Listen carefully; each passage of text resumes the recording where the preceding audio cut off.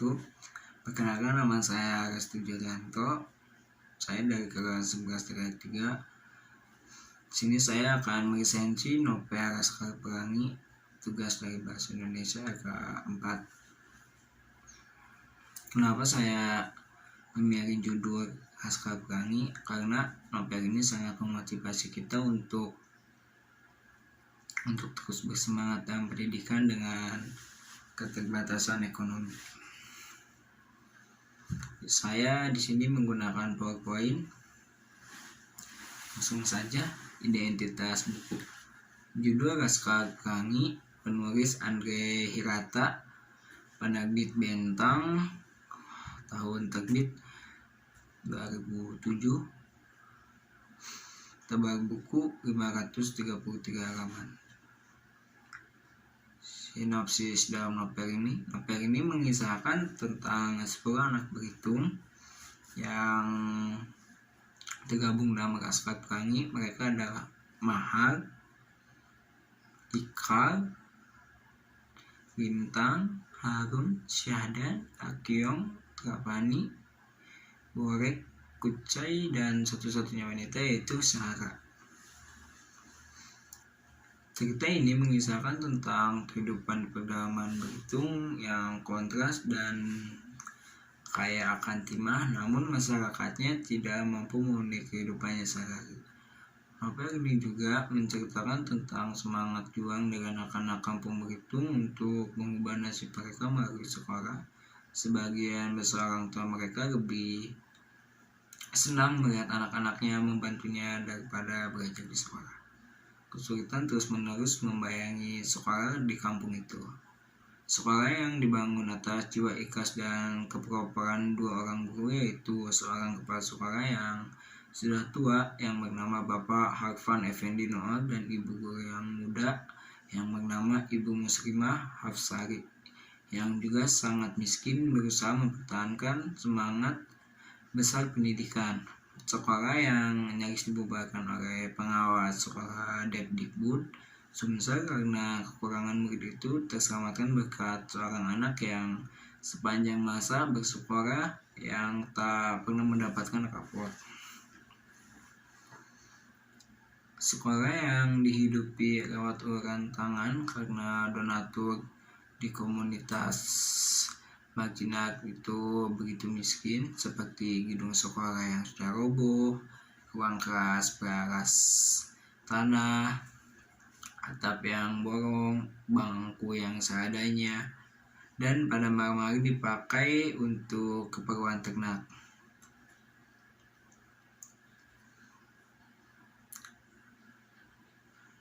Bahkan kalau turis sekalipun terasa mahal bagi sekolah yang hanya mampu menggaji guru dan kepala sekolahnya dengan beberapa kilo beras, sehingga para guru itu terpaksa menafkahi keluarganya dengan cara lain.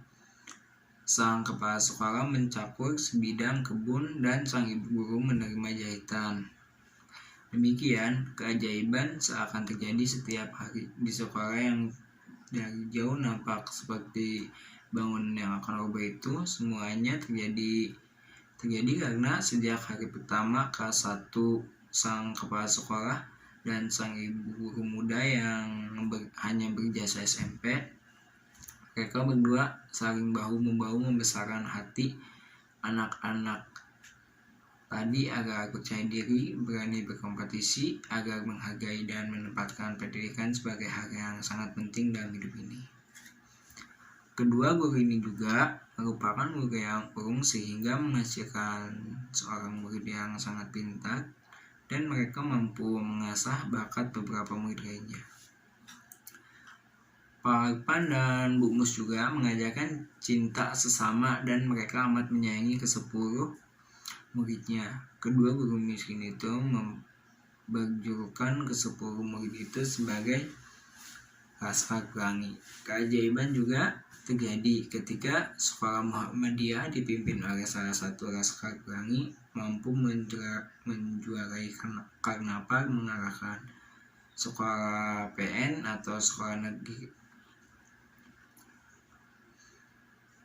Nah, nyata ya gitu. Kejadian yang paling menyedihkan melanda sekolah Muhammadiyah ketika Lintang, siswa paling jenius anggota Laskar Pelangi itu harus berhenti sekolah padahal cuma tinggal 1 triwulan menyelesaikan SMP. Ia harus berhenti karena ia anak laki-laki tertua yang harus menghidupi keluarganya sebab ayahnya sudah meninggal dunia. Meskipun awal tahun 90-an sekolah Muhammadiyah itu akhirnya ditutup karena sama sekali sudah tidak bisa membiayai diri sendiri, tapi semangat, integritas, keseluruhan budi dan ketekunan yang diajarkan Pak Harpan dan Bu Mus tetap hidup dalam hati Laskar Pelangi. Akhirnya kedua guru itu bisa berbangga karena di antara 10 anggota Laskar Pelangi sekarang ada yang menjadi wakil rakyat, ada yang menjadi research and department management di salah satu perusahaan multinasional paling penting di negeri ini, dan juga ada yang mendapatkan beasiswa internasional, kemudian melakukan riset di University de Paris Sorbonne dan lulus S2 dengan predikat with distinction dari sebuah universitas termuka di Inggris. Semua itu berkat dari pendidikan dan akhlak kecintaan intelektual yang diajarkan oleh Pak Harpan dan Bu Mus. Kedua orang hebat yang mungkin bahkan belum pernah keluar dari pulau di ujung paling selatan Sumatera itu. Untuk Interlistrik Novel ini ada beberapa unsur berikut. Yang ke-1, tema dalam novel Laskar Pelangi ini tema utamanya adalah pendidikan. Namun uniknya tema pendidikan ini diserangi dengan kisah persahabatan yang erat antara anggota Laskar Pelangi. Tema pendidikan ini juga dipadukan dengan tema ekonomi. Namun tema pendidikanlah yang lebih menonjol pada novel ini. Nah, yang kedua ada penokohan. Tokoh utamanya ada Laskar Pelangi, yaitu Ikal, Haprani, Sarah, Akyong, Harun, Borek, Kucai, Lintang, Mahar, Syadan, Pro, Pak Harpan, dan Bu Muslimah Hafsari. Agungnya yang ketiga ada Agungnya dalam novel ini yaitu Agung Maju. Nah, ada amanat buat novel ini, yaitu jangan pernah menyerah oleh keadaan. Keadaan boleh saja kekurangan, namun kekurangan janganlah menjadi alasan untuk orang-orang yang di sekitar kita. Bukan berarti kita tidak bisa seperti orang yang di atas, mengaedahkan perasaan ke atas, mestinya dijadikan cambuk semangat untuk bisa seperti orang itu atau bisa lebih baik lagi. Yang keempat ada keunggulan dan kelemahan novel Laskar Pelangi.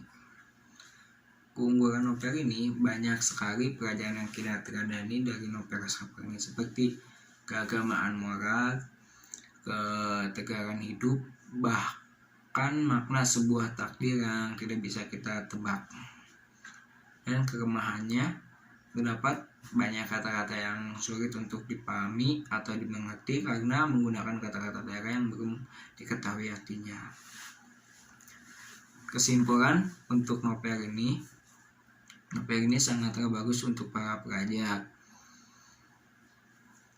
yang mendapatkan kemudahan ekonomi dalam menggapai pendidikan, juga bagi para pendidik dan pemerintah yang memiliki kemajuan untuk memajukan pendidikan di Indonesia.